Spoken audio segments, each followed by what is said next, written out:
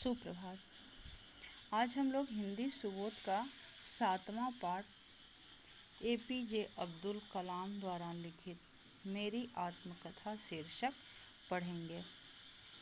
Doctor APJ Abdul Kalam की आत्मकथा का यह अंश उनकी रचना अग्नि की उड़ान से साभार संकलित है।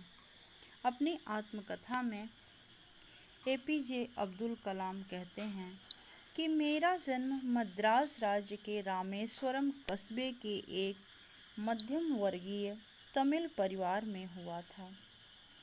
मेरे पिता जैनुलाब्दीन की कोई अच्छी औपचारिक शिक्षा नहीं हुई थी और न ही वे कोई बहुत धनी व्यक्ति थे। यानी कि एपीजे अब्दुल कलाम के जो पिता थे वह बहुत धनी नहीं थे। इसके बावजूद वो बुद्धिमान थे और उनमें उदारता की सच्ची भावना थी। मेरी माँ आशियम्मा उनकी आदर्श जीवन संगिनी थीं। मुझे याद नहीं है कि वे रोज़ाना कितने लोगों को खाना खिलाती थीं, लेकिन मैं एक पक्के तौर पर कह सकता हूँ कि हमारे सामूहिक परिवार में जितने लोग थे उनसे कहीं ज़्यादा लोग हमारे यहाँ भोजन करते थे। यानी कहने का तात्पर्य यह है कि एपीजे अब्दुल कलाम की माताजी जो थीं बहुत ही धार्मिक प्रवृत्ति की थीं। दीन दुखियों की सेवा में बहुत आस्था रखती थीं। फिर एपीजे अब्दुल कलाम कहते हैं कि मेरे माता पिता को हमारे समाज में एक आदर्श दंपत्ति के रूप में जाना जाता था। मेरी माँ के खानदान का बड़ा सम्मान था, यानी कि उनकी माँ जो थी बहुत ही अच्छे परिवार की थी। मैं कई बच्चों में से एक था, लंबे चौड़े व सुंदर माता पिता का छोटी कदकाठी का साधारण सा दिखने वाला बच्चा। हम लोग अपने पुश्तैनी घर में रहते थे। यह घर 19वीं शताब्दी के मध्य में बना था। रामेश्वरम की मस्जिद वाली गली में बना यह घर चूने पत्थर व ईंट से बना, पक्का और बड़ा था। मेरे पिता आडंबरहीन व्यक्ति थे। घर में ही सभी आवश्यक चीज़ें समुचित मात्रा में सुलभता से उपलब्ध थी। मैं कहूँगा कि मेरा बचपन बहुत ही निश्चिंतता और सादेपन में बीता। मैं प्रायः अपनी माँ के साथ ही रसोई में नीचे बैठकर खाना खाया करता था और मेरे सामने केले का पत्ता बिछाती और उसी पर चावल एवं सुगंधित स्वादिष्ट सांभर देती। साथ में घर का बना अचार और नारियल की चटनी भी होती थी।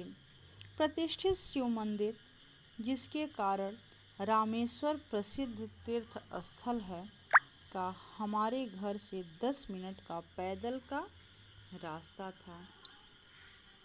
जिस इलाके में हम रहते थे वहाँ मुस्लिम बहुत थे, लेकिन वहाँ हिंदू परिवार भी थे और अपने मुसलमान पड़ोसियों के साथ मिलजुल कर रहते थे। हमारे इलाके में एक बहुत ही पुरानी मस्जिद थी जहाँ शाम को नमाज के लिए मेरे पिताजी अपने साथ मुझे भी ले जाया करते थे। नमाज के बाद जब मेरे पिता आते तो विभिन्न धर्मों के लोग मस्जिद के बाहर बैठे उनकी प्रतीक्षा कर रहे होते। उनमें से कई लोग पानी के कटोरे मेरे पिताजी के सामने रखते। पिताजी अपनी अंगुलियां उस पानी में डुबोते जाते और कुछ पढ़ते जाते। इसके बाद वह पानी बीमार लोगों के लिए घरों में ले जाया जाता था। मुझे याद है कि लोग ठीक होने के बाद शुक्रिया अदा करने हमारे घर आते। पिताजी हमेशा मुस्कुराने और अल्लाह का शुक्रिया करने को कहते। रामेश्वर मंदिर के सबसे बड़े पुजारी पंछी लक्ष्मण शास्त्री मेरे पिताजी के अभिन्न मित्र थे। दोनों अपनी अपनी पारंपरिक वेशभूषा में होते और आध्यात्मिक मामलों पर चर्चा करते। नमाज के बारे में वे मेरे पूछने पर वे कहते, जब तुम नमाज पढ़ते हो तो तुम अपने शरीर को इतर ब्रह्मांड का एक हिस्सा बन जाते हो, जिसमें दौलत, आयु, जाति या धर्म, पंथ का कोई भेदभाव नहीं होता। यानी कि ईश्वर जो है, इनके भी कहने का तात्पर्य यही है कि ईश्वर जो है वो एक है, चाहे अल्लाह कहो, राम कहो, रहीम कहो, गुरु कहो, कुछ भी कहो।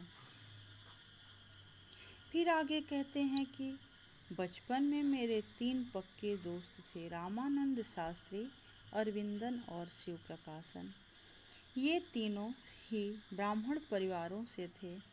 अलग अलग धर्म, पालन पोषण, पढ़ाई लिखाई को लेकर हम में से किसी भी बच्चे ने कभी भी आपस में कोई भेदभाव महसूस नहीं किया।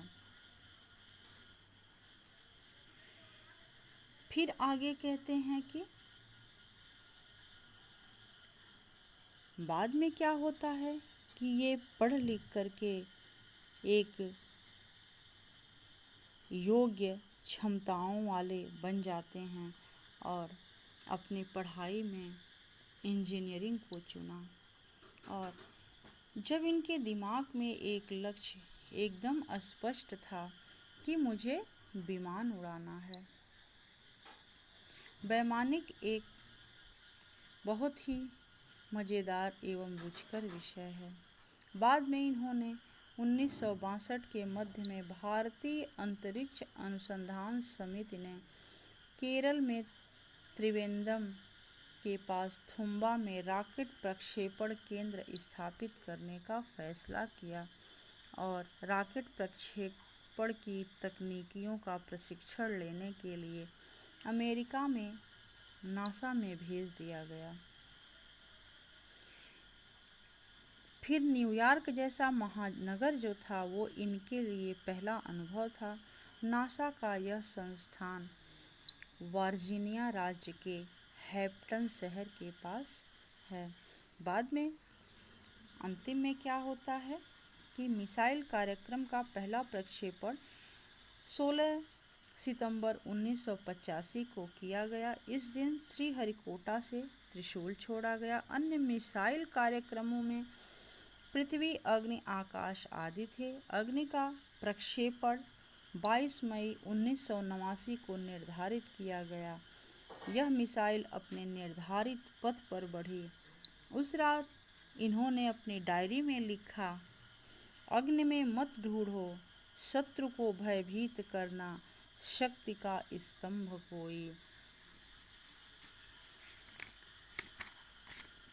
यह तो एक आग दिल में सुलगती हर भारतीय के सभ्यता के स्रोत से एक छोटी सी प्रतिभा है। यह भारत के गौरव की आभा से प्रदीप्ति। जो इस तरह इन्होंने अपने आत्मकथा को लिखा। धन्यवाद।